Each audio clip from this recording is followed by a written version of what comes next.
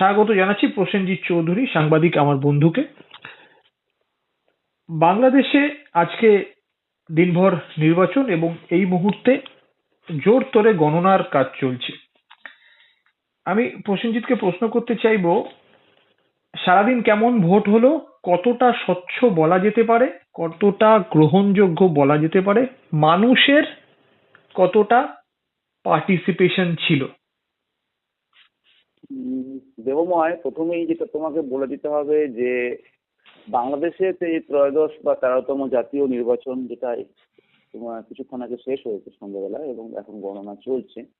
তো সারাদিনের যদি পুরোটা লক্ষ্য রাখা যায় পড়শি দেশের সর্বত্র, তাহলে বলতে হবে যে যেরকম হিংসাত্মক বা রক্তাক্ত আশঙ্কা করা হচ্ছিল বা যে ধরনের সংবাদ একটা জায়গা থেকে বলা হচ্ছিল, সেরকম কিছু ঘটনা ঘটেনি।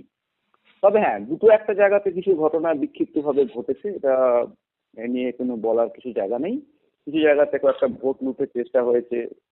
তবে যে ভূমিকাটা বাংলাদেশের অন্তর্বর্তী সরকার রাখলেন এবং সেই সরকারের প্রধান উপদেষ্টা হিসেবে ডক্টর মোহাম্মদ ইউনূস যে দাবিটা করেছিলেন যে নির্বাচন হবে সুষ্ঠু, এবং তার সঙ্গে সায় রেখেছিলেন বাংলাদেশ জাতীয় নির্বাচন কমিশনার, তাদের দাবিটা তারা অন্তত 70 থেকে 75% সফল হয়েছেন।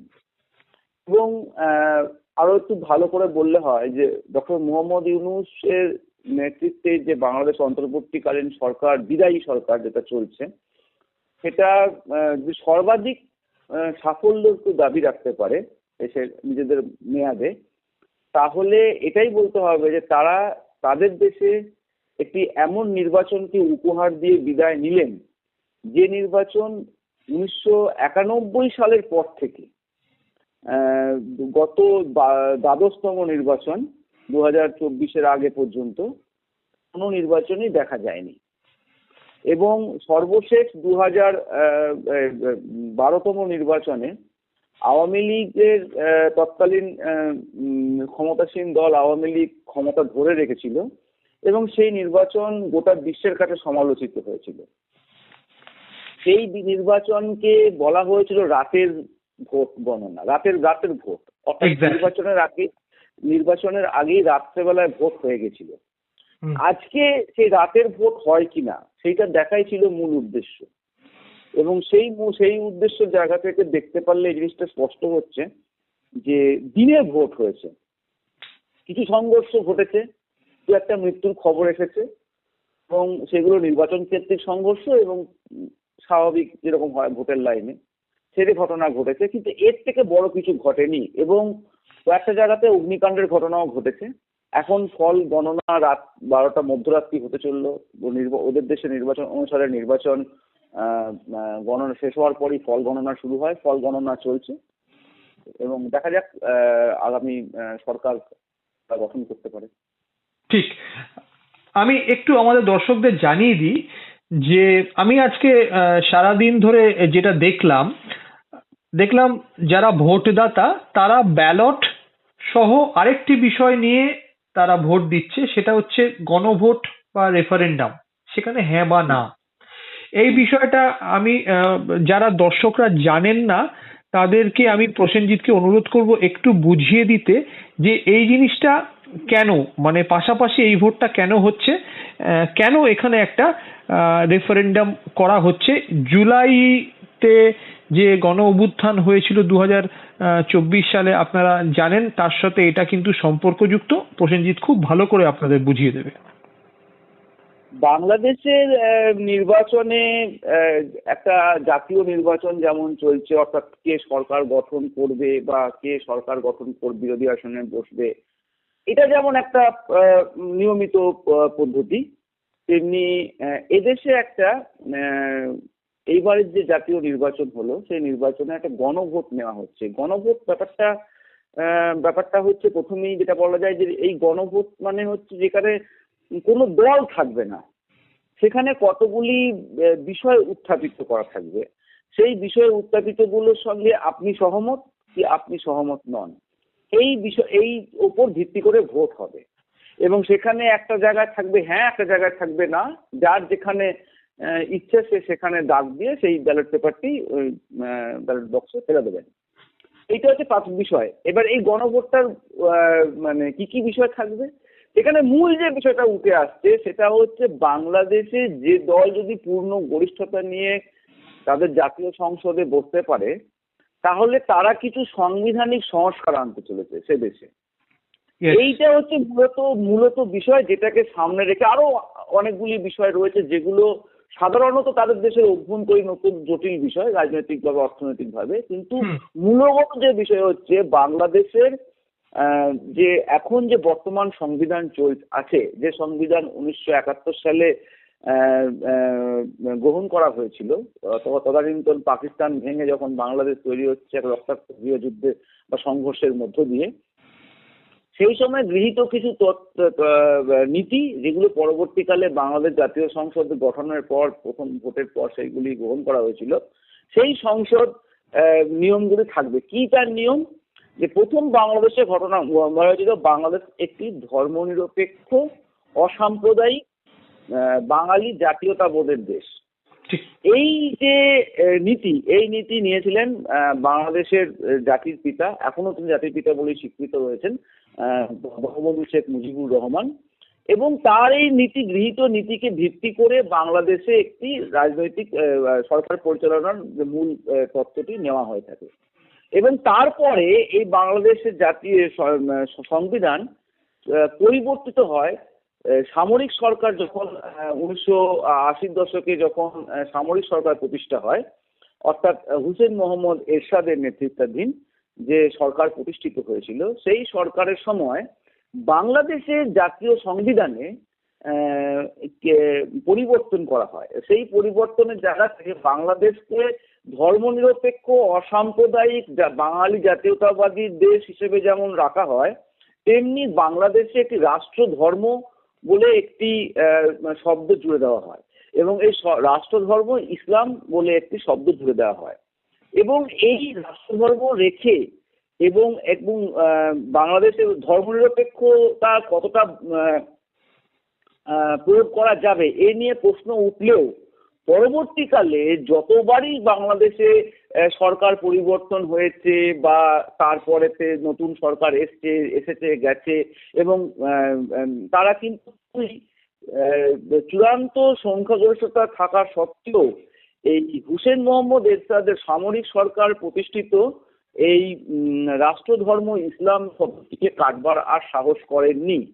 তবে সব থেকে যারা ধর্মনিরপেক্ষতার দাবি করতেন, অর্থাৎ মানে মুখে দাবি করতেন, তারা হচ্ছেন আওয়ামী লীগ এবং তাদের নেত্রী ছিলেন শেখ হাসিনা। তিনি তার সরকারের সেই গরিষ্ঠতা ছিল যে তিনি এই জায়গাটাকে তিনি কাটতে পারতেন, তিনিও সেটি করেননি। ফলে বাংলাদেশের অভ্যন্তরে একই সঙ্গে রাষ্ট্রধর্ম ইসলাম এবং ধর্মনিরপেক্ষতা দুটি জিনিস কি একসঙ্গে পরিচালিত হচ্ছিল। এবং তার সরকার গত বছর 2 বছর আগে তার সরকার গণ অভ্যুত্থানে পতন হয় এবং তিনি দেশ থেকে পলাতক হন। এরপর যে নতুন সরকার ক্ষমতায় আসবে, সেই সরকার এই সাংবিধানিক সংস্কারটি গ্রহণ করবে এবং এই কাজটি করার জন্য যে বর্তমান অন্তর্বর্তী সরকার এখন কাজ চালাচ্ছেন, তারা এই নীতিটি প্রয়োগ করেন। এবং এইখানে এই সাংবিধানিক সংস্কারের ক্ষেত্রে যেটি গুরুত্বপূর্ণ বিষয় উল্লেখ হয়েছে যে বাংলাদেশ হবে সাম্যের দেশ, জাতীয়তাবাদী বাঙালি চেতনার দেশ এবং বাংলাদেশ অসাম্প্রদায়িক দেশ। অর্থাৎ ধর্ম এবং ধর্মনিরপেক্ষতা দুটি শব্দই কিন্তু না থাকার সাময়িক জায়গায় যাচ্ছে। এই একটি বিষয়কে ভিত্তি করে এবং আনুষঙ্গিক আরো 7-8টি বিষয়কে ভিত্তি করে বাংলাদেশে একটি গণভোট হচ্ছে। এই গণভোটে যারা হ্যাঁ পক্ষ বেশি হলে হ্যাঁ ব্যাপার থাকবে, না পক্ষ বেশি হলে না ব্যাপার থাকবে। ঠিক ঠিক এই জায়গাতেই প্রশ্ন আসে যে এই মুহূর্তে ভারতীয় সময় 11:20, বাংলাদেশে নির্বাচনে এখন কারেন্ট ট্রেন্ড কি প্রসেনজিৎ জানতে চাইব, আর গণভোটেরই বা ট্রেন্ডটা কি? আচ্ছা, এই মুহূর্তে যেটা একদম রাত্রি প্রায় মধ্যরাত্রি হতে চললো, তাতে বাংলাদেশের নির্বাচনের ফলাফল গণনা যেমন চলছে, বিভিন্ন আসনে 300টি আসনের নির্বাচনের মধ্যে 299টি কেন্দ্রে ভোট হয়েছে, একটি কেন্দ্রে এক প্রার্থীর মৃত্যুর জন্য ভোট স্থগিত আছে এবং 299টি কেন্দ্রের মধ্যে যে গণনা চলছে তাতে একটা জিনিস দেখা যাচ্ছে যে বাংলাদেশে যে এখন পর্যন্ত এই মধ্যরাত্রি পর্যন্ত তাতে দেখা যাচ্ছে যে জামাত ইসলামী যতটা আশা করা মানে রাজনৈতিকভাবে উঠে এসেছিল তাদের সঙ্গে কিন্তু বিএনপির তীব্র লড়াই চলছে এবং সংখ্যাগরিষ্ঠতার একাধিক কেন্দ্রে এগিয়ে থাকার নিরিখে মধ্যরাত্রি পর্যন্ত বিএনপি এগিয়ে আছে আর জামাত ইসলামী তার ঠিক পরেই আছে। অন্যান্য বিভিন্ন দল অর্থাৎ তৃতীয় পক্ষ যে সমস্ত দল জোট ফোট হয়েছিল তারা সেরকম ভাবে তারা খুব একটা দাগ কাটতে পারেনি। তবে বরিশাল 5 নম্বর আসনে অত্যন্ত হেভিওয়েট প্রার্থী ছিলেন গোটা বাংলাদেশের এই যে দ্বিধারামুখী রাজনীতি অর্থাৎ জামাত ইসলামী এবং বিএনপির এই যে দুটো মেরুর মাঝখান থেকে একজনের নামই বারবার উঠে এসেছিল বরিশাল 5 নম্বর কেন্দ্র থেকে, তিনি হচ্ছেন ডক্টর মনীষা চক্রবর্তী। এই মনীষা চক্রবর্তী হচ্ছেন বাংলাদেশের একজন উদীয়মান তরুণ নেত্রী প্রজন্মের এবং তিনি একজন অত্যন্ত উচ্চশিক্ষিত ডাক্তার এবং তিনি গরিবের ডাক্তার এবং তিনি বাংলাদেশের একজন অত্যন্ত জনপ্রিয় কমিউনিস্ট নেত্রী এবং তিনি বাংলাদেশ সমাজতান্ত্রিক দলের প্রার্থী হয়ে তিনি লড়াই করছিলেন এবং তিনি সর্বশেষ পাওয়া খবর যেটা পেলাম তাতে তিনি পরাজিত হয়েছেন এবং সেই কেন্দ্র থেকে তিনি হেভিওয়েট প্রার্থী হিসেবেই পরাজিত হয়েছেন এবং এই কেন্দ্র থেকে বিএনপি প্রার্থী অর্থাৎ খালেদা জিয়ার দলের প্রার্থী তিনি জয়লাভ করেছেন। তবে এই একটি বিষয় গুরুত্বপূর্ণ, আর কয়েকটি আসনে দেখতে পাচ্ছি যে খালেদা জিয়ার পুত্র প্রয়াত খালেদা জিয়ার পুত্র তারেক রহমান তিনি সবকটি আসনেই জয়ের কাছাকাছি পৌঁছে গেছেন তার নিজের যে কটি আসনে দাঁড়িয়েছিলেন। জামাত ইসলামীর ডক্টর শফিকুর রহমান বাংলাদেশ জামাত ইসলামীর প্রধান শফিকুর রহমান তিনিও কয়েকটি আসনে এগিয়েছিলেন কিন্তু কয়েকটি আসনে ধাক্কা খাচ্ছেন এবং সবচেয়ে গুরুত্বপূর্ণ যেটা হচ্ছে সেটা হচ্ছে যে বাংলাদেশে জামাত ইসলামীর মতো একটি রক্ষণশীল ইসলামী ভাবধারার দলের প্রার্থী হয়েছিলেন এমন কয়েকজন হিন্দু ধর্মাবলম্বী ব্যক্তি, তারা কিন্তু জিতেছেন এবং এই হিন্দু ধর্মাবলম্বী জামাত ইসলামীর প্রার্থীরা যেমন জিতেছেন তেমনি বাংলাদেশের জামাত ইসলামীর অত্যন্ত ঘনিষ্ঠ ডক্টর আইনজীবী গোবিন্দচন্দ্র পরামানিক, তিনি হচ্ছেন বাংলাদেশের রাষ্ট্রীয় স্বয়ংসেবক সংঘের বা আরএসএস এর একজন প্রায় বলতে গেলে সর্বোচ্চ নেতা। তিনি জামাত ইসলামীর যেমন ঘনিষ্ঠ ছিলেন, এই নির্বাচনের আগে একাধিকবার তার সঙ্গে জামাতের সঙ্গে বৈঠক করতে দেখা গেছে। তিনি নির্দল প্রার্থী হিসেবে দাঁড়িয়েছিলেন, তিনি জামাতের সঙ্গে জোট করে দাঁড়াননি, নির্দল প্রার্থী হিসেবে দাঁড়িয়েছিলেন, তিনি পরাজিত হয়েছেন। এবং বাংলাদেশের সবচেয়ে গুরুত্বপূর্ণ যেটা হচ্ছে পশ্চিমবঙ্গ সংলগ্ন বাংলাদেশের যে সমস্ত নির্বাচনী সংসদীয় ক্ষেত্রগুলি রয়েছে এর মধ্যে রংপুর, রাজশাহী এবং খুলনা 3টি বিভাগ পড়ছে। এই 3টি বিভাগের পশ্চিমবঙ্গ সীমান্ত সংলগ্ন এলাকার আসনগুলিতে জামাত ইসলামীর ভোট প্রাপ্তির হার চমকপ্রদ।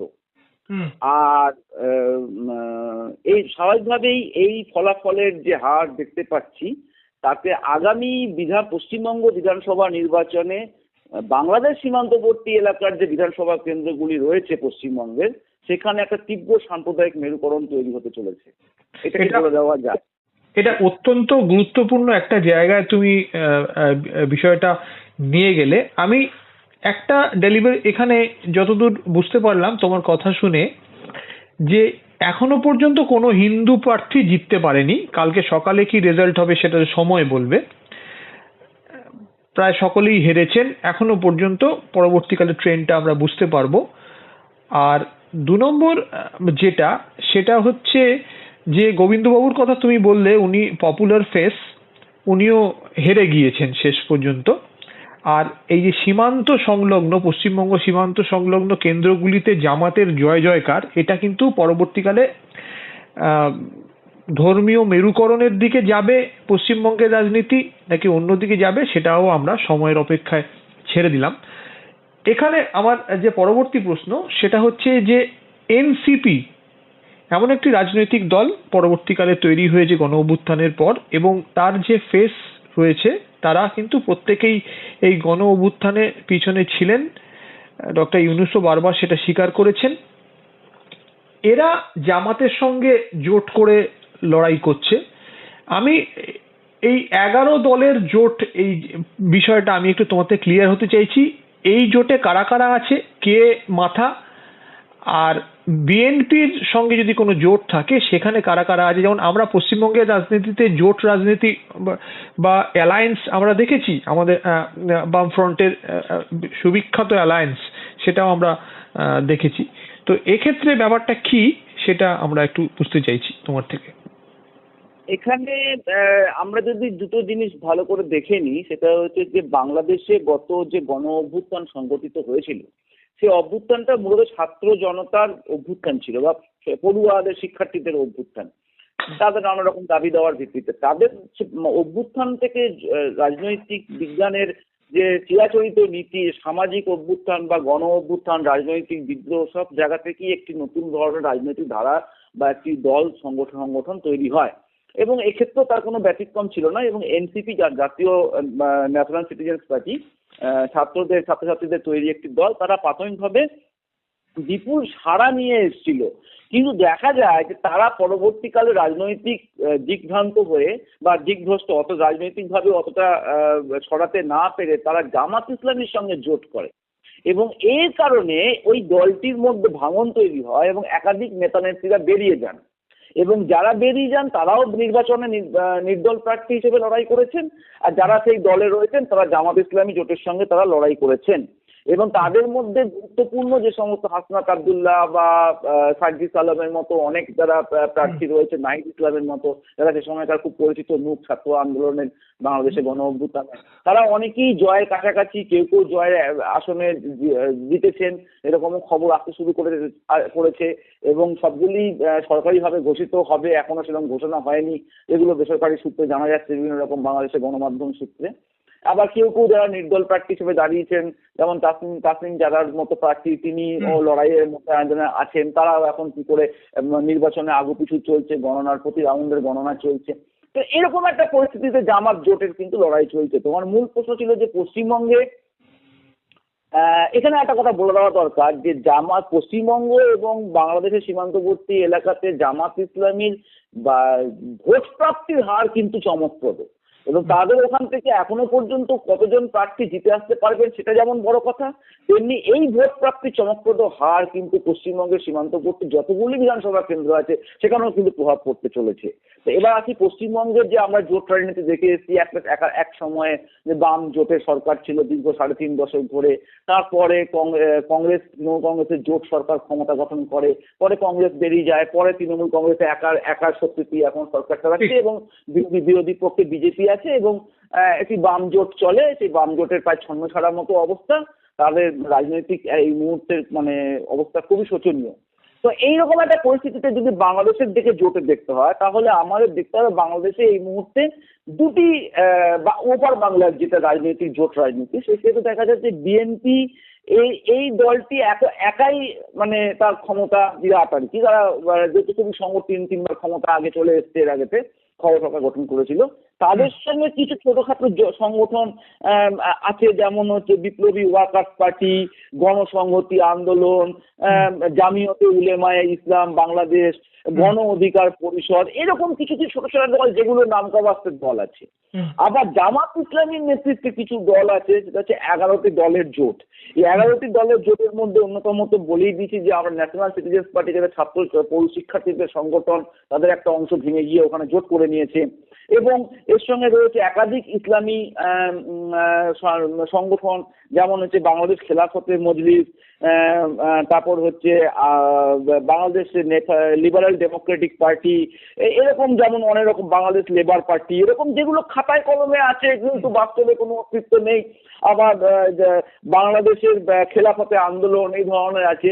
কিন্তু দেখতে হবে যে বাংলাদেশের যেটি খুব, জামাত ইসলামী ছাড়াও বাংলাদেশের যে দুটি গুরুত্বপূর্ণ রাজনৈতিক দল সংগঠন রয়েছে সেটি কিন্তু অত্যন্ত গুরুত্বপূর্ণ। সেটা হচ্ছে যে ইসলামী আন্দোলন বাংলাদেশ, এবং এই দলটি কিন্তু মারাত্মক ক্ষমতাশালী এবং তারা কিন্তু বিএনপির দিকেই ঢলে আছে। ফলে তাদের ভোট ব্যাংকের একটা বড় অংশ বিএনপির দিকে চলে যাবে। এর ফলে জামাত যে সেইখানে ইসলামী ভোটের মধ্যে যে ভাঙন ধরাতে মানে ধরছে না, এটাও কিন্তু স্পষ্ট করে ভাবতে পারেনি। জামাতের নিজস্ব সংগঠন অত্যন্ত শক্তিশালী, এই নিয়ে কোনো ভাবার কোনো কারণ নেই। কারণ জামাত ইসলামী একটি এমন সংগঠিত রাজনৈতিক দল, বাংলাদেশের জামাত ইসলামী, যাদের আর্থিক তহবিল থেকে প্রায় সিংহভাগ টাকা ব্যয় করা হয় তাদের সংগঠন পরিচালনার কাজে। এবং এই আর্থিক উপার্জনের টাকা তারা কিন্তু স্বরোজগারে, যেমন আমি বলে দিই, জামাত ইসলামী কিন্তু কারোর কোনোর উপর নির্ভরশীল না। তাদের নিজস্ব ব্যাংক আছে, হাসপাতাল আছে, তারা নিজস্ব পরিবহন ব্যবস্থা আছে, তাদের হোটেল ব্যবস্থা আছে, তাদের অর্থ মানে লেনদেনের ব্যবসা আছে, আন্তর্জাতিক ফান্ড আছে, অর্থ লগ্নিকারী সংস্থা আছে, তারা বিভিন্ন রকম ভাবে তাদের একাধিক তাদের এনজিও আছে। তাদের এই যে বিপুল পরিমাণ অর্থের আদান, বাইরে থেকে আসা বিভিন্ন ইসলামী দেশগুলো থেকে যে টাকা পায়, সেই টাকা কিন্তু তারা ভোট বিলাসে ব্যয় করে না। তারা ব্যয় করে তাদের সংগঠনের নিচু তলার যারা কর্মী, একদম যারা হচ্ছে তৃণমূল স্তরের কর্মী, অর্থাৎ সেই কর্মীদের নাম হচ্ছে রুকন। সে রুকন মানে হচ্ছে খুঁটি। সেই খুঁটিওয়ালা যে কর্মী যারা একদম নিচু স্তরে সংগঠন করে রাখে, তাদের পরিবারের আর্থিক সাহায্যের জন্য একজন জামাত ইসলামী কর্মী যদি গ্রেফতার হতেন আওয়ামী লীগের শাসন অবস্থাতে, তিনি গ্রেফতার হওয়া মাত্রই সেই পরিবারের সমস্ত দায় দায়িত্ব জামাত ইসলামী সংগঠন নিত, আর্থিক দায় দায়িত্ব, যাবতীয় দায় দায়িত্ব। এইখানে একটা প্রশ্ন করতে ইচ্ছা করছে, এই যে বিশাল ক্ষমতা জামাতের, তুমি যেটা ব্যাখ্যা করলে বেশ কয়েক মিনিট ধরে, এ তো 2024 সালের জুলাই আগস্ট থেকে হয়নি, এ দীর্ঘদিন ধরে কয়েক দশক ধরে হয়ে আসছে। আওয়ামী লীগ শেষ 17 বছরে জামাতের বিরুদ্ধে অনেক ব্যবস্থা নিয়েছে, তাহলে জামাত এত শক্তিশালী হয়ে উঠলো কি করে বাংলাদেশের মাটিতে? প্রথম কথা হচ্ছে, আওয়ামী লীগের শাসনকালে জামাত ইসলামী বিরুদ্ধে যে জামাত ইসলামীকে নিয়ে যে প্রচারটা ছিল, সেই প্রচারটা হচ্ছে ঐতিহাসিকভাবে সত্যি যে বাংলাদেশের মুক্তিযুদ্ধে জামাতের পাকিস্তানপন্থী অবস্থান, এবং এই অবস্থান এবং জামাতের একাধিক শীর্ষ নেতা তৎকালীন সময় যারা সরাসরি পাকিস্তানের পক্ষে ছিলেন, মুক্তিযুদ্ধের বিরোধিতা করেছিলেন এবং তারা একাধিক গণহত্যা কাণ্ডের সঙ্গে জড়িত। ঘটনাচক্রে সেই দলটি যখন বাংলাদেশের পাকিস্তান ভেঙে যখন বাংলাদেশের মাটিতে বাংলাদেশ জামাত ইসলামী নামে যখন পরিবর্তিত হয় বা পরিচালিত হতে শুরু করে, এবং সেই দলটি সরাসরি তার নিজস্ব সংগঠন ধর্মভিত্তিক গড়ে তোলে। বাংলাদেশের 90% জনসাধারণ যদি ইসলাম মনোভাবাপন্ন হন বা ইসলাম অনুসারী হন, তারা এই জামাতের সঙ্গে কোনো না কোনো ভাবে সাংগঠনিকভাবে না হলেও তারা ধর্মীয় কারণে তাদের মধ্যে একটা নরম ভাব ছিল। এবং তারপর সৃষ্টি হয় যে বাংলাদেশের রাজনীতিতে জামাত পরবর্তীকালে বিএনপির সঙ্গে জোট করেছে, এই জামাত ইসলামীর সঙ্গে আওয়ামী লীগকেও জোট করতে দেখা গেছে, এবং তারপর সেই সামরিক শাসনের সময় এবং পরবর্তীকালে এই আওয়ামী লীগ, বিএনপি এবং জামাত ইসলামীর মধ্যে নিজস্ব ভাগাভাগি তৈরি হয়। আওয়ামী লীগ পরবর্তীকালে ক্ষমতায় আসার পরেতে রাজনৈতিকভাবে জামাতকে একাধিকবার নিষিদ্ধ ঘোষণা করে, এবং তারপরে হচ্ছে এই জামাত ইসলামী সমস্ত নেতা চলে যান, যারা বাংলাদেশে ছিলেন তাদের অনেকেই চলে যান হচ্ছেন তুরস্কে। তুরস্ক থেকে তারা দলটা পরিচালনা করতেন, তুরস্কের থেকে তাদের সরকারের তাদের বিপুল সাহায্য হতো, সেই ফান্ড তাদের বাংলাদেশে ঢুকতো। এছাড়া সৌদি আরব, বিভিন্ন জায়গাতে ইসলামী দেশগুলো থেকেও বাংলাদেশের জামাত ইসলামী পেত, এবং সেই টাকা একদম তারা নিজেদের সংগঠন ধরে রাখার জন্য তারা একদম তৃণমূল স্তরে পরে গিয়ে, যেটা আমি বলেছিলাম, সেই জায়গায় গিয়ে পৌঁছচ্ছে। এমনি করেই তারা সংগঠন ধরে রাখে, এবং এই সংগঠন পরিচালনা করবার জন্য যত রকম প্রক্রিয়া, তাদের নিজস্ব সংবাদ মাধ্যম, নিজস্ব টিভি চ্যানেল, সমস্ত কিছু ওরা প্রতিষ্ঠা করে, বকলমে করে এবং প্রকাশ্যে করে। পরবর্তীকালে যতবার জামাতকে নিষিদ্ধ ঘোষণা করা হয়, অতবারই জামাত ঠিক এই কারণে জেগে উঠতে পেরেছে সাংগঠনিক ক্যাডার ভিত্তিক দল হিসেবে। কোন রকম তাত্ত্বিক দল হিসেবে জামাত কিন্তু নিজেদেরকে প্রতিষ্ঠা করতে চায়নি। এবং দ্বিতীয় কথা হচ্ছে, এই জামাত ইসলামী এই নির্বাচনের আগে, যে নির্বাচন আজকে হয়ে গেল এবং মানে ফলাফলে অপেক্ষা গোটা বিশ্ববাসী, এই নির্বাচনের আগে জামাত ইসলামী তার অবস্থান পরিবর্তন করেছে এবং ডক্টর শফিকুর রহমান জামাত ইসলামীর যিনি এই মুহূর্তে সর্বপ্রধান নেতা বাংলাদেশের, তিনি প্রকাশ্য মঞ্চে বলেছেন যদি আমরা আগে কোনো ভুল করে থাকি তাহলে আমাদের ক্ষমা করে দিন।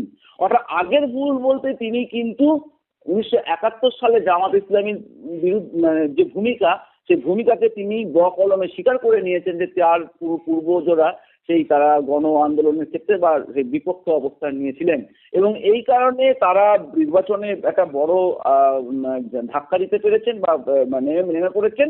যেহেতু আওয়ামী লীগ এই মুহূর্তে নিষিদ্ধ বাংলাদেশে গণ অভ্যুত্থানের পরে, ফলে সেই শূন্যতার জায়গাটা জামাত ইসলামী কিন্তু তৈরি হয়ে গেছে।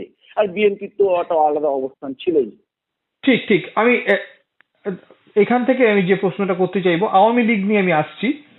আমি অনেককেই বলতে শুনেছি এই ভোটের পরিপ্রেক্ষিতে জামাত নেতৃবৃন্দের যে দেখুন, আমরা পাকিস্তানের দাবিকে সমর্থন করেছি এই কারণেই, তার কারণ আমাদের মনে হয়েছে যে যদি ভারতের সহায়তায় স্বাধীনতা আসে তাহলে কিন্তু দেশটা ভারতের হাতে চলে যাবে। কিন্তু পরবর্তীকালে আমরা দেখেছি বাংলাদেশ স্বাধীন হয়েছে, স্বাধীনভাবে মাথা তুলে দাঁড়িয়েছে, তো ওই ব্যাপারটাকে আমরা আর মনে রাখিনি। এটা আমি দেখেছি ভোটের সময়ও তাদের একটা বড় যুক্তি ছিল, তাই নয় কি? এটা যুক্তি ছিল। বাংলাদেশের অভ্যন্তরীণ প্রেক্ষিতে বারবারই প্রশ্ন উঠেছে এবং এই কারণেই বিক্ষোভের অন্যতম একটা চালিকা শক্তি তৈরি হয়ে গেছিল ভারত বিরোধিতা অবস্থান। তার কারণ হচ্ছে বাংলাদেশের অভ্যন্তরীণ নির্বাচন যেটা অনুষ্ঠিত হয়েছিল, অর্থাৎ দ্বাদশ জাতীয় এর আগের যে জাতীয় নির্বাচন, সেই নির্বাচন গোটা বিশ্বজুড়ে সমালোচিত হয়েছিল। শুধুমাত্র ভারত সরকারের তরফ থেকে সেই নির্বাচনকে অত্যন্ত সুষ্ঠু নির্বাচন বলে দাবি করা হয়েছিল এবং এই কারণে বাংলাদেশের মধ্যে একটা চূড়ান্ত অসন্তোষ তৈরি হয় এবং আরো নানা রকম কূটনৈতিক অর্থনৈতিক ইস্যু ভিত্তিক অবস্থান তো ছিলই, সেগুলো তো পরস্পরের মধ্যে একটা বিভেদ বা নানা রকম একটা কূটনৈতিক বৈরিতার জায়গা তৈরি করছিল। শেখ হাসিনার সময়তে এই জায়গাটা খানিকটা ভারতের অনুকূলে ছিল, তারপর আচমকা সেখানে ভারত বিরোধী অবস্থানটা প্রবলভাবে বেড়ে যায় এবং জামাত ইসলামী তো আগে থেকেই তৈরি হয়েছিল এবং বিএনপি সেই জায়গাটাও চাইছিল। ফলে বিএনপি এখন যতই তারা ভারত বিরোধিতার অবস্থান এক সময় বলুক না কেন, তারা তিনবার সরকার চালিয়ে এসে তারা কিন্তু ভারতের কাছে পরীক্ষিত এবং তারা যদি সরকার গঠন করতে পারে তো সেই সরকার ভারতের কাছে অত্যন্ত গ্রহণযোগ্য এই মুহূর্তে। এই কারণ বিএনপি হচ্ছে তুলনামূলক একটি মডারেট বা নরমপন্থী দল জামাত ইসলামীর তুলনায়। আর জামাত ইসলামী যদি সরকার গঠন করে বাংলাদেশে, তাহলে সে জামাত ইসলামী ভারতের কাছে অপরীক্ষিত। ফলে জামাত ইসলামী যদি সেই সরকার কিন্তু অনেক বেশি ভারতের কাছে খুব বিপদের কারণ এবং এই কারণে জামাত ইসলামী নেতারাও আজকে নির্বাচন হবার কিছুক্ষণ পরে তারা কিন্তু ঘোষণা করেন যে আমরা ভারতের সঙ্গে যদি সরকারে গঠন করি তাহলে আমরা ভারতের সঙ্গে সুসম্পর্ক বজায় রাখতে চাই। এটা জামাত ইসলামীর তরফ থেকে বার্তা এসেছে আজকে। এই জায়গাটাই সবচেয়ে গুরুত্বপূর্ণ যে একটি রাজনৈতিক ভূখণ্ড, ভূ রাজনৈতিক কেন্দ্র বাংলাদেশ, তার তিন দিকে ভারতবর্ষ, একদিকে মাত্র ছোট্ট এক ফালি মায়ানমার, তার আলোচ্য বিষয় নয়, কিন্তু তিন দিকে ভারতবর্ষের পাঁচটা রাজ্য দিয়ে ঘেরা। এই রাজ্যগুলোর অবস্থান কিন্তু নানা রকম ভাবে ক্ষতিগ্রস্ত হতে পারে যদি বাংলাদেশ প্রচন্ড পরিমাণে গরম হয়ে থাকে এবং সেই জায়গাটা ভাঙার জন্যই চেষ্টা চলছে এবং বিএনপি সরকার প্রতিষ্ঠিত হলে ভারতের যেটা নয়াদিল্লির কূটনৈতিক মতামত উঠে এসেছে যে আওয়ামী লীগ নেই, এখন বিএনপি সরকার থাকা এলে ভালো, তার কারণ বিএনপি এলে আমি কূটনৈতিকভাবে পরীক্ষিত একটি দলের সঙ্গে কথা বলতে পারবো। সেক্ষেত্রে জামাত কিন্তু আমার কাছে অচেনা ব্যক্তিত্ব।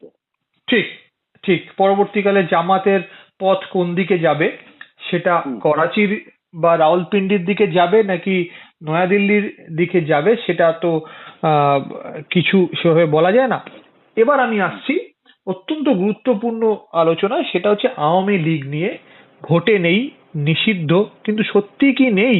40% আওয়ামী লীগের ভোট, তার মধ্যে আওয়ামী লীগের ভোটের মধ্যে একটা বড় অংশ আছে হিন্দু ভোট, যারা আওয়ামী লীগের বলতে গেলে পকেট ভোট, এরা কোথায় গেল, কোন দিকে যাচ্ছে, এটাই হচ্ছে সব থেকে বড় প্রশ্ন। খুব এটা একটা এই মানে মজার ইন্টারেস্টিং প্রশ্ন তুমি যেটা করলে, যে আওয়ামী লীগ তাহলে কোথায় গেল। আওয়ামী লীগ সত্যি কথা বলতে কি দেবময়, আওয়ামী লীগ গত দ্বাদশ নির্বাচনের আগেই বাংলাদেশ থেকে নিশ্চিহ্ন হয়ে গেছে। যদি একাদশতম নির্বাচন এবং দ্বাদশতম নির্বাচনের সময়টা ধরা হয়, তাহলে শেখ হাসিনার টানা 3বারের ক্ষমতার দ্বিতীয় ক্ষমতার জায়গা থেকেই কিন্তু আওয়ামী লীগ বাংলাদেশের জনমানুষের মন থেকে মুছে গেছিল, এবং তারা শুধুমাত্র সরকার গঠন করে চলেছিল যেহেতু বিরোধী পক্ষ বলে তারা কোনো অস্তিত্ব রাখতে দেয়নি, বা নানা রকম পারিপার্শ্বিক কূটনৈতিক চাপে তাদেরকে রাজনীতিতে অংশগ্রহণ করতে দেয়নি। এই জায়গাটার কারণে বাংলাদেশের একটি রাজনৈতিক দল, শেখ হাসিনার দল, বারবার ক্ষমতায় আসছিল। সেই কারণে বিক্ষোভ, এবং সেই বিক্ষোভের কারণে সেই দলটির পতন হয়। এবং পতনের পর দেখা গেছে যে আওয়ামী লীগের যে ভোট ব্যাংক বলা হচ্ছে, সেই ভোট ব্যাংকটা আসলে তাদের ভোট ব্যাংকই নয়, এবং এই 40 ভাগ ভোট ব্যাংকের তার বড় অংশ কিন্তু বিএনপির দিকে চলে গেছে। নির্বাচনের রাজনীতিতে মানুষ এদিক ওদিক করে, কারণ যে মানুষ গণবিক্ষোভে অংশ নিয়েছিলেন বা গণবিদ্রোহে অংশ নিয়েছিলেন, সেই মানুষই তো আওয়ামী লীগকেও ভোট দিয়েছিলেন। আর তাহলে তারা কেন তাদের সরকারকে উৎখাত করলেন? ফলে বিক্ষোভটা এই জায়গাটা ছিল, এবং সেই বিক্ষোভটা ভেঙে চলে গেছে। এবং এই আওয়ামী লীগের ভোটারের সিংহভাগ ভোটার, হিন্দুই হোক বা মুসলমানই হোক বা অন্যান্য কোনো ধর্মাবলম্বী হোক না কেন, বা তারা নিজের মত থাকেন, তারা তারা তাদের নির্বাচনী ভোটের পুরোটাই প্রায় ঢেলে দিচ্ছেন বিএনপির দিকে। কারণ তারা মনে করছেন যে আওয়ামী লীগের যা রাজনৈতিক চরিত্র বা অবস্থান, তার তুলনায় বিএনপির রাজনৈতিক চরিত্র অবস্থান খুব একটা কম বেশি কিছু বাড়তি কিছু না। দুটো দলেরই প্রায় কাছাকাছি রাজনৈতিক অবস্থান। হ্যাঁ, একটা দল একটু বেশি মাত্রায় বাংলাদেশ জাতীয়তাবাদী, বাংলাদেশকে বেশি তারা নিজেদের দেশকে তারা জাতীয়তাবাদী দৃষ্টিকোণ থেকে বেশি দেখে। আর আওয়ামী লীগ ছিল তুলনায় আরো একটু নরমপন্থী, তারা বেশি ভারতের ঘনিষ্ঠতা ছিল। আর এইটাই হচ্ছে ব্যাপার। এবং বিএনপি ওই একই পথ নেবে, আর কয়েকদিন বাদে যদি সরকার গঠন করে তারেক রহমানও সে একই পথ নেবেন, কিন্তু তুলনামূলক ওই দলটাকে এরা বেশি মনে করেছে। আর যেহেতু এই দলটি নিষিদ্ধ হয়ে গেছে, কিন্তু অদ্ভুত ব্যাপার, গুরুত্বপূর্ণ একটা ব্যাপার, যে গোটা বাংলাদেশে যদি আওয়ামী লীগ নিষিদ্ধ হয়ে থাকে, তাহলে আওয়ামী লীগের যেটা এখনো পর্যন্ত আওয়ামী লীগের দুর্গ বলে পরিচিত, যেখানে বিএনপি বা জামাত ইসলামী দাঁত ফোটাতে গেলে ভাববে যে তারা যাবে কি যাবে না, সেই জায়গা গোপালগঞ্জ।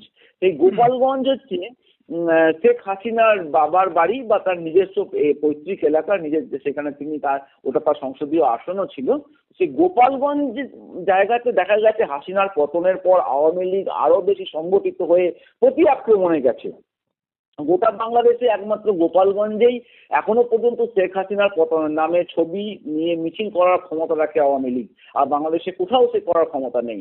এই গোপালগঞ্জে আজকে ত্রয়োদশ জাতীয় নির্বাচনে ভোটের বিভিন্ন জায়গাতে নির্বাচনগুলো ছিল ফাঁকা, সেখানে ভোট শতাংশ সব থেকে কম পড়েছে, বেশিরভাগ জায়গায় ভোটার দেখতে পাওয়া যায়নি। তাহলে তাদের একটা সমবেদনা তাদের দলনেত্রীর প্রতি রয়ে গেছে। ঠিক যেমন করে বগুড়া আওয়ামী লীগের শাসনকাল আমলে বগুড়া ছিল খালেদা জিয়ার সমব্যথী জায়গা। ফলে সেখানে তারা বিএনপি থাকুক আর ভোটে দাঁড়াক আর না দাঁড়াক, তারা খালেদা জিয়ার নামেই তারা ভোট ওখানে তারা রাজনীতি করতেন, এবং তাদের ওখানকার লোকজন খালেদা জিয়ার প্রতি সহানুভূতি দেখাতেন। ফলে সেইখানকার সব আসনে আজকে বিএনপি জয়লাভ করলেও গোপালগঞ্জের মতো একটা কিন্তু অত্যন্ত গুরুত্বপূর্ণ ছোট্ট জায়গা যেখানে আওয়ামী লীগ ঘাঁটি, সেখানে কিন্তু নির্বাচনের হার খুবই কম, এবং তারা কিন্তু নিজেদের জায়গা ধরে রেখেছেন ওখানেতে। কোথায় গেল ভোট আওয়ামী লীগে যদি বলতে হয়, গোপালগঞ্জে সীমিত হয়ে গেছে আওয়ামী লীগের ভোট। অসাধারণ ভাবে তুমি এটা বললে। তো এইখানে আমি জানতে চাই যে আজকে বিভিন্ন সময় বিভিন্ন রকম সংখ্যা আসছিল, শেষ পর্যন্ত ভোটিং পার্সেন্টেজ কত দাঁড়ালো এবং মহিলা ভোটাররা কতটা ভোট দিলেন, তোমার চোখে কি ধরা পড়লো? এটা একটা এখনো পর্যন্ত বাংলাদেশ জাতীয় নির্বাচন কমিশন থেকে সম্পূর্ণ তথ্য যা এসছে তাতে বিবিসি সংবাদ মাধ্যম একটু আগে নিউজ প্রকাশ করেছে। তাতে বলা হয়েছে যে ওই 47 থেকে 50-এর কাছাকাছি বা এরকম আর একটু বেশি হলে শতাংশের কাছাকাছি হচ্ছে ভোট পড়েছে। আর বাকি তথ্য এখনো পর্যন্ত এই মহিলা ভোটার বা পুরুষ ভোটারদের কিরকম কি সংখ্যা পরিকাঠামো এগুলো এখনো পর্যন্ত সেটা খুব একটা স্পষ্ট হয়নি, কারণ গণনার ব্যাপারটা চলেছে। সে গণনার ফলাফলটাতেই মানুষের বেশি নজর। আগামীকাল যেটা নির্বাচনে আমরা যত ফল গণনা হবে তত আমরা ব্যাপারটা আরো ভালো করে বুঝতে পারবো। কিন্তু যদি 47%ই হয় তাহলে তো সেটা খুব ভোটিং টার্ন আউট হিসেবে সেই সংখ্যাটা যে খুব বড় কিছু তা তো নয়। এইটা কেন হলো? কেন 60%-এর উপরে ভোট হলো না, যেখানে ভোটের জন্য এত বেশি একটা জনপ্রিয়তা ছিল, এত উদ্বেগ ছিল? আওয়ামী লীগের একটা বড় অংশের ভোট কি তারা ভোট কেন্দ্রমুখী হলো না? এটা কি কোনো কারণ হতে পারে? আওয়ামী লীগের জনগণ আজকে জনতা ভোটে নেমেছেন, এটা আমি ছবিতে দেখেছি। এখন নেতারা অনেকেই পলাতক, তারা যেমন যেমন তারা নিজস্ব জায়গাতে রয়েছেন, কিন্তু কত শতাংশ ব্যাপারটা জায়গায় দাঁড়াবে সেটা তো হয়নি। তবে একটা কথা স্পষ্ট বুঝতে পারা যাচ্ছে যে মারাত্মক রক্তারক্তি ভোট আমরা পশ্চিমবাংলায় দেখে অভ্যস্ত, সে একই চরিত্রের ভোট আমরা ত্রিপুরাতেও দেখে অভ্যস্ত, সেই একই চরিত্রের ভোট কিন্তু আমরা বাংলাদেশে দেখেও অভ্যস্ত। ফলে এই পরিস্থিতি থেকে বিচার করলে আজকে বলতে হবে যে বাংলাদেশের আজকের যে নির্বাচন সেটা তুলনামূলক কম শান্তিপূর্ণ। ঠিক, বেশ। এবার আমি একটু আসছি তারেক রহমানের কথায়। আমি জানি না ওনার এই মুহূর্তে যখন আমি আর তুমি কথা বলছি, আমি জানি না কালকে সকালে ওনার জন্য কতটা সুখের হবে বা কতটা দুঃখের হবে। যদি তারেক রহমান বাংলাদেশের পরবর্তী প্রধানমন্ত্রী হন, তাহলে সেক্ষেত্রে ভারতের সঙ্গে তার এবং তার সরকারের কিরকম সম্পর্ক হতে পারে? কারণ কি, ভারতের সঙ্গে ঐতিহাসিকভাবে আমরা যদি দেখি যে বিএনপি যে খুব বন্ধুত্বপূর্ণ সম্পর্কে ছিল তা নয়, অম্লমধুর সম্পর্কই বলা যেতে পারে। এবং বিভিন্ন সময় যখন শেখ হাসিনা ক্ষমতায় ছিলেন, বিএনপি কন্টেস্ট করতে যায়নি, তখন বিএনপির যারা প্রতিনিধি ছিলেন বাংলাদেশে, যারা রাজনীতিটা করতেন, তারা কিন্তু বারবার বলেছে যে এই ভারতের প্রভাবে হাসিনা টিকে আছে এবং বারবার ক্ষমতায় আসতে পারে। যদি এরকম হয়, তারেক রহমান পরবর্তী প্রধানমন্ত্রী হিসেবে ক্ষমতায় আসছেন, তাহলে ভারতকে উনি কিভাবে নেবেন? আগের কথাগুলো কি উনি সম্পূর্ণ অস্বীকার করতে পারবেন? কি হতে চলেছে? বাংলাদেশের রাজনীতিতে দুটো জিনিস খুব গুরুত্বপূর্ণভাবে দেখা উচিত এখন, যে 1970 পরবর্তী যে প্রজন্ম, অর্থাৎ বঙ্গবন্ধু শেখ মুজিবুর রহমান এবং নজরুল ইসলাম, আরো পরবর্তীকালে জিয়াউর রহমান, এবং তার পরবর্তীকালে হোসেন মোহাম্মদ এরশাদ, এবং তার পরবর্তীকালে শেখ হাসিনা এবং খালেদা জিয়া। এই যে একটা যুক্ত পাকিস্তান থেকে বাংলাদেশ তৈরি হওয়ার সমসাময়িক বা এই সময়কার যে সমস্ত প্রজন্মের নেতা নেত্রীরা ছিলেন, তারা কিন্তু এইবারের নির্বাচনে, অর্থাৎ 2025-এর এই 26-এর এই 13তম নির্বাচনে সবাই অদৃশ্য। কেউ নেই, কেউ চলে গেছেন, প্রকৃতির নিয়মে প্রয়াত হয়েছেন, কেউ দেশ থেকে বিতাড়িত হয়েছেন। তাদের সক্রিয় নির্বাচন কিন্তু এই মুহূর্তে অংশগ্রহণ কিন্তু এই নির্বাচনে নাই। বরঞ্চ কারা এসছেন, তাদের পরবর্তী প্রজন্ম, অর্থাৎ সময়ের নিরিখে যে প্রজন্ম তৈরি হয়ে এসছে। খালেদা জিয়ার পুত্র নির্বাচনে নেমেছেন, জামাত ইসলামীর বর্তমান মডারেট প্রজন্ম, অর্থাৎ নরম প্রজন্ম, যারা মুখে নরম পন্থার কথা বলছে খানিকটা, তারা নির্বাচনে নেমেছে ছাত্র জনতার দল, বিভ্রান্ত হলেও তারা নানা রকম ভাবে রাজনীতিতে নেমেছে। অর্থাৎ সেই লিগাসি অর্থাৎ যে বিপুল নাম করা প্রজন্ম, তারা যেতে রাজনীতি করতে পারেন সেটা তাদের ব্যাপার, তাদের প্রজন্মটা কিন্তু অন্তর্জিত হয়ে গেছে। আর যে নতুন প্রজন্ম বাংলাদেশের রাজনীতিতে করছে, তারা কিন্তু তাদের পূর্ববর্তী প্রজন্মের যে অবস্থান, অর্থাৎ খালেদা জিয়ার যদি এক সময়কার অবস্থান ছিল যে কট্টর ভাবে খানিকটা তার স্বামী জিয়াউর রহমানের খানিকটা কট্টরপন্থী ভারত বিরোধিতার সুর ছিল, বা খানিকটা ভারতের সঙ্গে একটা সময়ের সুর ছিল, সেইটা একদম তার পরবর্তী প্রজন্ম হিসেবে তারেক রহমান, যিনি বাংলাদেশের ক্ষমতায় লড়ার জন্য নেমে পড়েছেন এবং তার নেতৃত্বে বিএনপি লড়াই করছে, সেই তারেক রহমান কিন্তু নন। এখন যদি আজকে যদি সেই তারেক রহমান নন, তিনি কিন্তু অনেক বেশি সুসংহত। তিনি কখনোই আজকে অবধি তার বক্তব্যের কোথাও তাকে ভারতের সঙ্গে তার সম্পর্ক খারাপ করবার বা কূটনৈতিকভাবে কোনো কড়া বার্তা দেবার সেটাও নেই। শুধুমাত্র যে অন্তর্বর্তী সরকার চলছে, সে অন্তর্বর্তী সরকারের প্রধান হিসেবে ডক্টর মোহাম্মদ ইউনূস, যিনি কিছু কড়া বার্তা দিয়েছিলেন ভারতকে, সেই বক্তব্যের পরের থেকেও নরম অনেক বক্তব্য এসছে এবং জামাত ইসলামী তার দিক থেকেও নরম বার্তা এসেছে। এখন এমন অবস্থা হয়েছে যে শেখ হাসিনার পরবর্তী প্রজন্ম, যারা বিপুল সম্ভাবনা থাকলেও যাদেরকে শেখ হাসিনা কখনোই বিশ্বাস করতে পারেননি বা ক্ষমতা ছেড়ে দেওয়ার মতো জায়গাতে দিতে চাননি, তার ভাইপো এবং তার নিজের পুত্র কন্যা কাউকেই নয়, ফলে সেই প্রজন্ম এখন হাসিনার সঙ্গে যারা দেশ থেকে বিতাড়িত, তাদের একটা অংশ কিন্তু বলছে যে বিএনপি ক্ষমতায় এলে বা তারেক রহমান ক্ষমতায় এলে কিন্তু তুলনামূলকভাবে দেশটা চলতে পারে। কারণ তারাও দেখছে তাদেরও যদি পরবর্তীকালে দেশে ফিরে আসার সম্ভাবনাটা থাকবে যদি বিএনপি সরকার ক্ষমতা গঠন করে। এইটা একটা ব্যাপার। তো এই একটা জায়গা থেকে তারেক রহমান যে যদি ক্ষমতায় দখল করতে পারেন, তিনি ভারতের সঙ্গে, আমি শুধু নিশ্চিত নই, আমি একদম 200% নিশ্চিত হয়ে থাকবো, এটা বকলমে আরেকটা আওয়ামী লীগের সরকার তৈরি হতে চলেছে বাংলাদেশে। নামটাই পাল্টাবে। এটা অনেক বড় statement, it's a big statement, অনেক বড় স্টেটমেন্ট।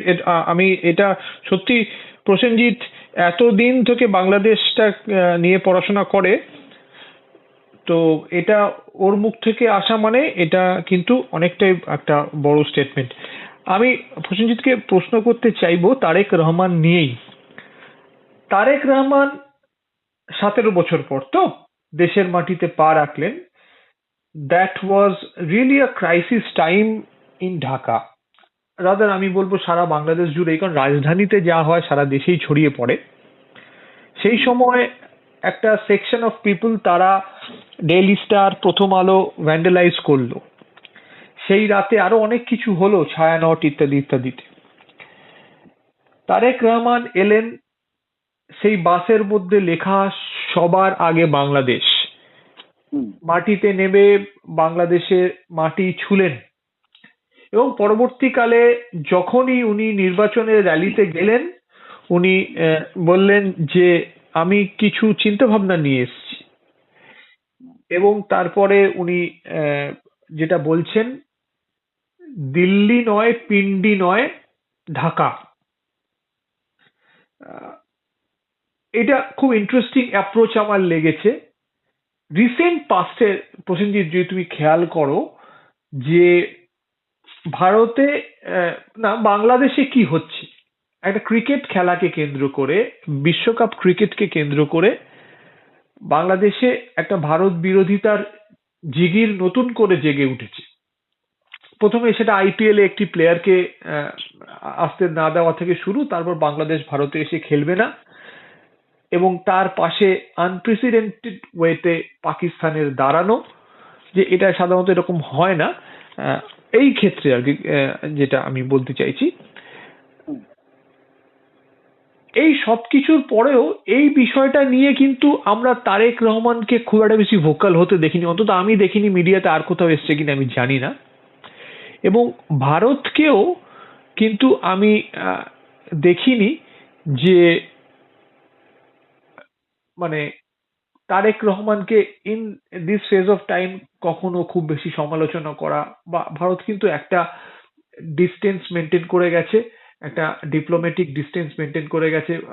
সেখানে এস জয়শঙ্কর গিয়েছিলেন শেষ কৃত্যে বেগম খালেদা জিয়া, সেখানে তারেক রহমানের সঙ্গে দেখা করেন, সেখানে আমাদের অ্যাম্বাসেডর সাহেব ছিলেন। What is cooking? আর এর মধ্যে পাকিস্তানের ভূমিকাটা কি? অনেকে বলছে, আমি ক্রিকেট ম্যাচটা নিয়েই আমি আসছি। অনেকে বলছে যে 12 তারিখ আজকে বাংলাদেশের ভোট হলো, ভারত পাকিস্তানের খেলা বিশ্বকাপে 15 তারিখ। পাকিস্তান টার্ন অ্যারাউন্ড করলো নিজের ডিসিশন থেকে, বলল যে ম্যাচটা সে খেলবে। এই নাটকটা পাকিস্তান করেছে সম্পূর্ণরূপে বাংলাদেশের ইলেকশনে জামাতকে সুবিধা পাইয়ে দেওয়ার জন্য। এটাও একটা মতামত। এই পুরো জিনিসটা, পুরো এই এই হোয়াট ইজ কুকিং ইনসাইড, এটা আমি তোমার চোখে দেখতে চাইছি। এটা চোখে দেখার বিষয়টা খুব গুরুত্বপূর্ণ। আমাকে তাহলে সবার আগে বলতে হবে যে তারেক রহমান কে? তিনি প্রয়াত খালেদা জিয়ার পুত্র। তার পিতা বাংলাদেশের প্রয়াত মানে মানে খুন হয়ে যাওয়া জিয়াউর রহমান, তিনিও সামরিক বাহিনীর একজন শীর্ষ কর্তা ছিলেন এবং তিনি, তার বিরুদ্ধে অভিযোগ ছিল তিনি নাকি মুজিবুর রহমানকে খুনের ষড়যন্ত্রের কথা জেনেও ব্যাপারটাকে চাপা দিতে চেষ্টা করেননি। পরোক্ষভাবে বিতর্কিত ব্যবস্থা নিয়ে তারেক রহমানের জীবনটা ছোটটা কেটেছে এবং তারেক রহমান শিক্ষা জীবনটা বাংলাদেশে হয় আন্তর্জাতিক সম্পর্কের বিষয় নিয়ে। তাহলে এই তারেক রহমান শিক্ষাটা শেষ না করে যখন উনি দেশ থেকে বিতাড়িত হলেন এবং যখন উনি ইংল্যান্ডে গিয়ে থাকতে শুরু করলেন এবং সেই সময়ে বাংলাদেশের রাজনীতিতে তার মায়ের দল বা তার মা তখন জীবিত ছিলেন এবং খালেদা জিয়া তখন বিরোধী আসনের নেত্রী এবং তিনি ক্ষমতায় অন্যতম একটা মেরু। তো এইরকম পরিস্থিতিতে বারবার তারেক রহমানকে খুব সাবধানী পদক্ষেপ ফেলে এগোতে হয়েছে। কারণ একটি দেশের বিরোধী দলনেত্রী যদি কারো মা হন এবং তিনি যদি প্রাক্তন প্রধানমন্ত্রী হন, তার পুত্রকে যখন তখন যা কিছু বলার বা মুখ খোলার বিষয়টাও কিন্তু খুব কূটনৈতিক সৌজন্য মেনে চলতে হয়। তারেক রহমানকে এই জিনিসটা শেখানোর কোনো প্রয়োজন ছিল না, কারণ তিনি সেই রকম একটা পরিমণ্ডল থেকেই তিনি বড় হয়েছেন। তো রাষ্ট্রপতি, প্রধানমন্ত্রী পরিবার থেকে তারা এগুলো ছোট থেকে শিক্ষিত হয়ে থাকে। ফলে তারেক রহমান উত্তরোত্তর যখন নানা রকম ভাবে ইংল্যান্ডের থেকে বার্তা দিতেন, সেই বার্তাতেও কিন্তু কখনো ভারত বিরোধিতার তীব্র আঘাত ছিল না। কিন্তু গত যে কয়েকটি বার্তা তিনি দিয়েছেন সেখানেও ভারত বিরোধিতার নেই। তার কারণ তারেক রহমানকে লক্ষ্যমাত্রা নিতে হয়েছে যে তার যা নির্বাচনী প্রপাগান্ডা যারা তৈরি করে, প্রচার যারা তৈরি করে, তিনি যে সমস্ত সংস্থার দ্বারা পরিচালিত হন ভোট রাজনীতি করার ক্ষেত্রে, তাদের যে আধুনিকতম বার্তাগুলো ছিল বা প্রচারের যে কৌশল ছিল, তাতে কিন্তু বলাই হয়েছিল যদি ক্ষমতায় চলে আসেন তাহলে আপনাকে প্রতিবেশী দেশকে সাথে নিয়েই চলতে হবে। কারণ প্রতিবেশী দেশের সঙ্গে যদি আপনি কোনোভাবে বৈরী সম্পর্ক তৈরি করতে থাকেন উত্তরোত্তর, সেটা কিন্তু আপনার কাছে একটা বুমেরাং হয়ে আসবে। এই জায়গাটা সামনে রেখে উনি নির্বাচনে নামছেন এবং এই নির্বাচন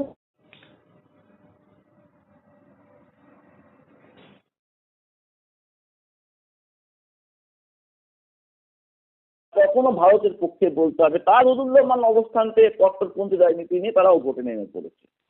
এইরকম একটা যখন দুপক্ষের অবস্থান চলছে তারেক রহমানকে ঘিরে বা ডক্টর শফিকুর রহমানকে ঘিরে বা বাংলাদেশের শেখ হাসিনা পরবর্তী যে রাজনৈতিক অবস্থান তাদেরকে সবাইকে ঘিরে, ঠিক এই মুহূর্তে তখন বাংলাদেশের যে সঙ্গে যে আন্তর্জাতিক ক্রীড়া প্রতিযোগিতাগুলো হয়, অর্থাৎ ক্রিকেটকেই ধরে নেওয়া যায়, কারণ ক্রিকেটই বাংলাদেশের একমাত্র এখন এই মুহূর্তে ক্রীড়া বা ক্রিকেট একটা খুঁটি, এবং ফুটবল আছে, সাব গেমস তারা খুব ভালো করে, কিন্তু এমনি ক্রিকেট তো আন্তর্জাতিকভাবে স্বীকৃত একটা গুরুত্বপূর্ণ দল বাংলাদেশ, এখন নাম করা খেলোয়াড়রাও আছেন।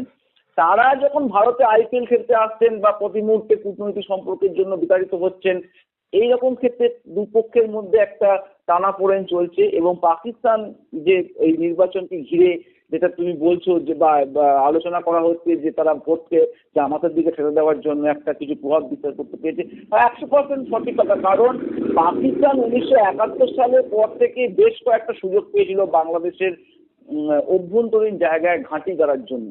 সবকটা সুযোগই তারা প্রাথমিকভাবে তারা দখল করার জায়গা চলে এলেও তারা কিন্তু ধরে রাখতে পারেনি। তারা ৭৫-এর পরবর্তী সময়ও ধরে রাখতে পারেনি। ৭১ থেকে ৭৫-এর সময়তেও তারা চেষ্টা করেছিল, সফলতা অর্জন করতে পারেনি। ৮০-তেও তারা কিছু করে উঠতে পারেনি। এখন তারা কিন্তু অনেক বেশি সক্রিয়ভাবে চেষ্টা করবে যে এই জামাতকে নিয়ে বা তাদের নিজস্বতাকে ধরে রাজনৈতিক সংগঠিত আকার নিয়ে বাংলাদেশে একটি নিজেদের নেটওয়ার্ক বিস্তারিত করতে এবং আরো শক্তিশালী করতে। কারণ খুব সত্যি কথা, গণ অভ্যুত্থান পরবর্তী বাংলাদেশে ভারতের যে নিজস্বতা, মানে যে একটা কূটনৈতিক দাপট ছিল সেটা কিন্তু নেই এবং সেই জায়গাতে সেটা দ্বিমুখী একটা জায়গা তৈরি হয়ে যাচ্ছে। সেটা হচ্ছে পাকিস্তান এবং চীন এবং আমেরিকার মধ্যে লড়াই, কে ওখানটা দখল করবে। এই ভূ রাজনৈতিক কৌশলগত অবস্থান থেকে দক্ষিণ এশিয়ার প্রায় প্রবেশদ্বার বাংলাদেশকে দখল করার জন্য এই কূটনৈতিক লড়াই চলবে এবং সেই লড়াইয়ের মাঝখানে বসে থাকবেন তারেক রহমান অথবা বাংলাদেশের পরবর্তী যিনি প্রধানমন্ত্রী হতে চলেছেন তিনি। অ্যাবসলিউটলি একটা খুব টাফ টাইম যাবে বলে মনে হচ্ছে। আমরা শেষের দিকে চলে এসেছি। একটা প্রশ্ন করতে হয়, is this the end of road for Awami League and Sheikh Hasina? আর কি তাদের বাংলাদেশে ফিরে আসার কোনো পথ আছে? রাজনীতিতে অবভিয়াসলি, এমনি ফিরে এলে তো ট্রাইব্যুনালে যা রায় হয়েছে হয়তো মৃত্যুদণ্ড হবে, কিন্তু রাজনীতিতে আবার নিজস্ব ঢঙে কি ফিরে আসার কোনো পথ রয়েছে? রাজনীতি একটি সম্ভাবনাময় শিল্প বলা হয় ঘটনা। শেখ হাসিনা ভারতে আশ্রিত, উনি এর আগেও ভারতে আশ্রিত ছিলেন যখন তার বাবাকে করে দেওয়া হয়েছিল। তখনকার পরিস্থিতি এখনকার পরিস্থিতির মধ্যে অনেক পার্থক্য। এখন পরিস্থিতি, তিনি প্রধানমন্ত্রী হিসেবে দেশত্যাগ করেছেন, ওখানে গিয়ে আশ্রিত নিয়েছেন, আর একটা ফিরে আসার তিনি বার্তা দেন বটে, কিন্তু বিএনপি সরকার বা যদি প্রতিষ্ঠিত হয় তাহলে তারাও চাইবে না যে তাকে দেশে ফিরিয়ে এনে বিচারের মুখোমুখি করতে। কারণ একটা বিষয় খুব স্পষ্ট, এই তারেক রহমানের সঙ্গে শেখ হাসিনার সম্পর্ক কিন্তু খারাপ নয়, মানতে হবে। এই তারেক রহমানের বিয়েতে প্রধান অতিথি ছিলেন শেখ হাসিনা। এই তারেক রহমানকে বিয়ের বউ ভাতের দিন তার স্ত্রীকে, জবেইদা রহমানকে, তার স্ত্রীকে ভালোবেসে উপহার দিয়ে বলেছিলেন ভালো থেকো বাবা। শেখ হাসিনার সঙ্গে রহমান পরিবারের সম্পর্ক কিন্তু খারাপ নয়, কারণ শেখ হাসিনা, খালেদা জিয়া এবং জিয়াউর রহমান বরাবর যে বাড়িটা ভেঙে দেওয়া হয়েছে বঙ্গবন্ধু শেখ মুজিবুর রহমানের বাড়ির নিচতলার কক্ষে, যে প্রথম ঢুকতেই যে কক্ষটা পড়ে, সেই কক্ষে দীর্ঘ দিনের পর দিন রাতের পর রাত বসে গল্প করেছেন মুজিবুর রহমানের সঙ্গে। যে বাড়িটা শেখ মুজিবুর রহমানের আবাসস্থল হিসেবে ভেঙে দেওয়া হয়েছে, সেই বাড়িটা কিন্তু বেগম জিয়াউর রহমানেরও স্মৃতিধন্য। ফলে যারা শুধু দাবি করে যে এটা শেখ মুজিবুর রহমানের স্মৃতিধন্য বাড়ি ভেঙে দেওয়া হয়েছে, তারাও কিন্তু এক ধরনের ভুল দাবি করে। কারণ ওই বাড়িটার ইট বালি কাঠ প্রতিটা ঘরের সঙ্গে বেগম জিয়াউর রহমানেরও স্মৃতি জড়িত আছে। শেখ হাসিনার নিজের বয়ান এবং লেখাতেই আছে যে আমি তো দিনের পর দিন খালেদা জিয়া এবং তার স্বামী জিয়াউর রহমানকে আমার বাবার সঙ্গে আড্ডা মারতে দেখেছি। হ্যাঁ, তাহলে এইরকম একটা পরিস্থিতিতে একসঙ্গে দুই নেত্রী হাত মিলিয়ে লড়াই করছিলেন। পরবর্তীকালে তারা রাজনীতিতে বিচ্যুত হয়েছেন, বিপরীত মুখে গেছেন। কিন্তু এই ঘটনার প্রেক্ষিতে তারেক রহমান কখনোই চাইবেন না যে তার মায়ের সমসাময়িক কোনো নেত্রীকে বাংলাদেশের দেশে ফিরিয়ে এনে বিচারের বা ওই রকম মুখোমুখি করতে নানা রকম কূটনৈতিক প্রক্রিয়া চাপা দিয়ে রাখবেন, এবং এটাই ঘটনা। এবং যদি জামাত ইসলামী ক্ষমতায় আসে, তারাও কিন্তু বিপদে পড়ে এই জিনিসটাকে আর এগোতে চাইবে না। হ্যাঁ, ধুয়ো তুলবে, তাকে আনতে হবে। যেমন প্রতি বছর একটা বাংলাদেশের নির্বাচনের আগে একটা ধুয়ো ওঠে, তিস্তার পানি চাই, কিন্তু আদতেও সেটা সমস্যার সমাধান হয় না। ঠিক এমনি করেই হাসিনাকে ফেরত চাই বলে হবে, কিন্তু এই সমস্যার সমাধান হবে না। হবে তখন যদি সেরকম কোনো পরিস্থিতি হয় কিন্তু তার আগে সেই পরিস্থিতি এখনো পর্যন্ত আওয়ামী লীগের পক্ষে একদমই নেই। একদম। তুমি যেটা দিয়ে যে কথাটা বললে, আমি একটু আগে সেটা বলছিলাম। তারেক যখন দেশে ফিরলো, তার আগে সেই মুজিবুর রহমানের বাড়িতে সেই রাতে কিন্তু ভাঙচুর, ব্যাপক ভাঙচুর হয়েছিল নতুন ভাবে। আমরা দেখেছি ইট খুলে নেওয়া হচ্ছে বুলডোজার লাগিয়ে। তো তুমি আজকে যে কথাটা বললে, আমার মনে হলো অনেকেই যারা জানেন তারা তো জানেন, যারা জানেন না, যে শুধু মুজিবুর রহমান স্মৃতি বিজড়িত সেটা বাড়িটা নয়, এখানে কিন্তু জিয়াউর রহমান এবং বেগম খালেদা জিয়ারও অনেক স্মৃতি রয়েছে। তো যাই হোক, আমরা একদম শেষের দিকে আমি একটা প্রশ্ন করতে চাই তোমাকে। না হয় শেখ হাসিনা ফিরলো না দেশে, কিন্তু শেখ হাসিনার ছেলে জয় বা পরিবারের অন্য কেউ, তারা কি দেশে ফিরে আবার আওয়ামী লীগ দলটাকে নতুন ভাবে চালু করতে পারে? সংগঠন তো নিশ্চয়ই রয়েছে, সেটা ফিল্ডে রয়েছে, সেটা বোঝাই যায়। কারণ কি, Awami League as a political party সেটা এই মুহূর্তে নিষিদ্ধ। যেমন আহ, নিষিদ্ধ ছিল জামাত, নতুন ভাবে গণ অভ্যুত্থানের পরে জামাত আবার আহ, আহ, আহ, সেই নিজের যে উপর যে ব্যানটা সেটা লিফট হয়ে যায় জামাত। তো এটা তো হতেই পারে যে পরবর্তীকালে বিএনপির সময় আহ, আওয়ামী লীগের উপর ব্যান লিফট হয়ে গেল, এবং হয়তো হাসিনা নয় কিন্তু অন্যান্য নেতৃবৃন্দ ফিরে এসে আবার পার্টিটা চালু হলো, এরকম কোনো সম্ভাবনা আছে নাকি জাস্ট এই বলা যায় না? সম্ভাবনা এই সম্ভাবনা এই মুহূর্তে না থাকলেও অদূর ভবিষ্যতে তো উড়িয়ে দেওয়া যায় না। আমি যে সম্পর্কের কথাটা ধরে বলছিলাম, সেই সম্পর্কের একটি, আমি যেটা বলছিলাম যে এরা পরবর্তীকালে যেমন খালেদা জিয়ার উত্তরাধিকারী হিসেবে তারেক রহমান এসছেন, কিন্তু হাসিনার উত্তরাধিকারী হিসেবে তার কন্যা যেমন উঠে আসতে পারেননি বা তাকে উঠতে দেওয়া হয়নি, কিন্তু তার ছেলে জয়, সজীব ওয়াজেদ জয়, সে রাজনীতিতে অতটা সফলতা না পেয়ে সে টেকনোলজি, তা তো ব্যাপারটা সে জায়গা তো তার আসেনি।